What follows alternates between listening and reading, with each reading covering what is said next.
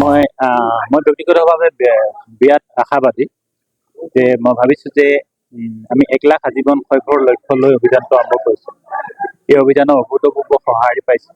দৈনিক বহু লাখ টকাৰ হেৰি হৈছে, জীৱন শৈশৱ হৈছে। আপোনালোকে জানে যে এজন আজীৱন শৈশৱ 1100 টকা দিব লাগে। গতিকে সকলোৱে দি পেলাই এই স্থায়ী বিত্তীয় নিধি শক্তিশালী কৰিছে।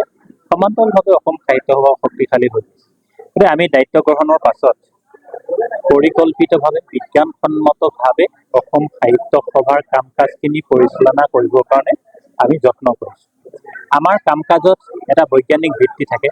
আমাৰ কাম কাজত সাহিত্য সভাক স্থিৰতা আনিবৰ কাৰণে কিছু পৰিকল্পনা প্ৰকাশ পায়। আৰু আমাৰ কাম কাজখিনি অধ্যয়ন কৰিলে মানুহে গম পাব যে অসম সাহিত্য সভাৰ প্ৰতি আমি দায়বদ্ধতা প্ৰদৰ্শনৰ কাৰণে আমাৰ শ্ৰম কৰিছোঁ, আমাৰ সময় দিছোঁ। আগন্তুক দিনসমূহত সভাখনৰ স্থিৰতা ৰাখিবৰ কাৰণে যে 1917 চনৰ পৰা আজিৰ তাৰিখলৈকে 108 বছৰীয়া পৰিকল্পনাত অসম সাহিত্য সভাই দীৰ্ঘবৃত্ত যাত্ৰা আৰম্ভ কৰিছে। যে অসম সাহিত্য সভা নামৰ আন্দোলনটো শক্তিশালী ৰূপত আছে। অসমীয়া জাতি তাৰ লগত সম্পৃক্ত হৈ আছে। অসমৰ সকলো মানুহ অসম সাহিত্য সভাৰ পতাকাৰ তলত আছে।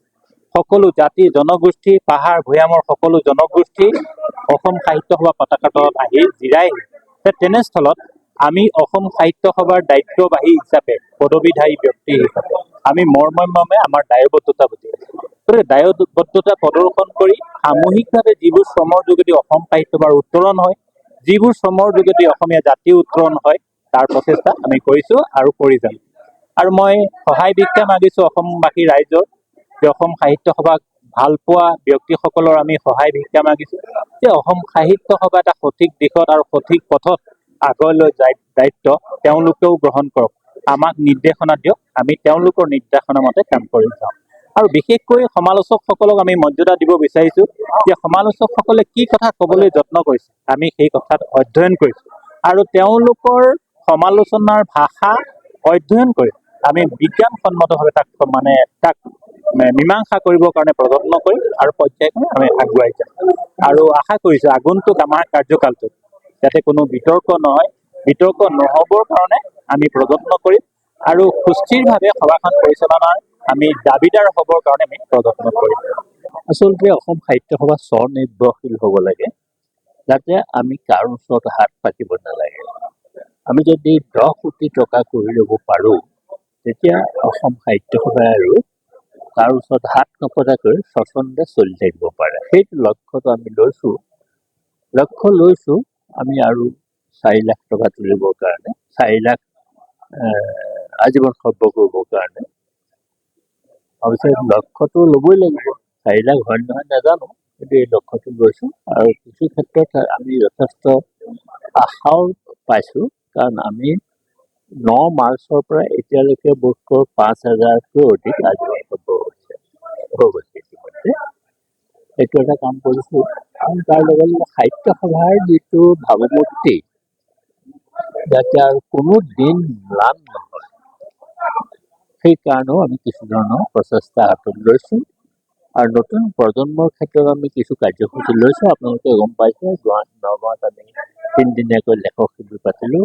নতুন প্ৰজন্মক আমি তালৈ নিমন্ত্ৰণ কৰিছোঁ। তেওঁলোকৰ যিটো উৎসাহ, এই উৎসাহ আমি দেখি বৰ ভাল পাইছোঁ। ঠিক তেনেকৈ শিশু অৱস্থাৰ পৰাই বিজ্ঞান মনস্কতা গঢ় দি তুলিবৰ কাৰণে আমি বিভিন্ন কাৰ্যসূচী লৈছোঁ। আৰু ইতিমধ্যে তাৰে এটা কাৰ্যসূচী হৈ গৈছে আৰু এটা কাৰ্যসূচী আমি গৰম বন্ধতে কৰিম। এনেধৰণে আমি আগবাঢ়িছোঁ। আমাৰ নতুন প্ৰজন্মৰ ওপৰত আশাটো অকণমান বেছি, গতিকে তেওঁলোকক আমি কেনেকৈ অসমীয়া ভাষাটোৰ প্ৰতি আগ্ৰহী কৰি তুলিব পাৰি তাৰ কাৰণে চেষ্টা কৰিছোঁ। আৰু চৰকাৰেও ইতিমধ্যে অসম সাহিত্য সভাৰ প্ৰতি এটা দায়িত্ব অৰ্পণ কৰিছে যে এইবিলাক পাঠ্যপুথি ওলাই মই প্ৰায় সমালোচনা কৰি থাকোঁ। এবাৰ অসম সাহিত্য সভাৰ প্ৰতিনিধিও তেওঁলোকৰ পাঠ্যপুথি প্ৰণয়ন সমিতিৰ লগত প্ৰতিনিধি আমাৰ আছে। গতিকে এটা খুব ভাল পৰিৱেশ এটা হ'ব। আৰু এতিয়ালৈকে আমি সকলো ফালৰ পৰা অসমৰ ৰাইজৰ পৰা সম্পূৰ্ণভাৱে সহযোগিতা আমি লাভ কৰিছোঁ। বিশেষকৈ প্ৰতিখন শাখাই আমাৰ লগত সহযোগ কৰিছে। গতিকে এই 15 মাহৰ ভিতৰত আমি যিখিনি পৰিকল্পনা কৰিছোঁ, প্ৰতিটো পৰিকল্পনাই সফল হ'ব বুলি মই আশা কৰোঁ।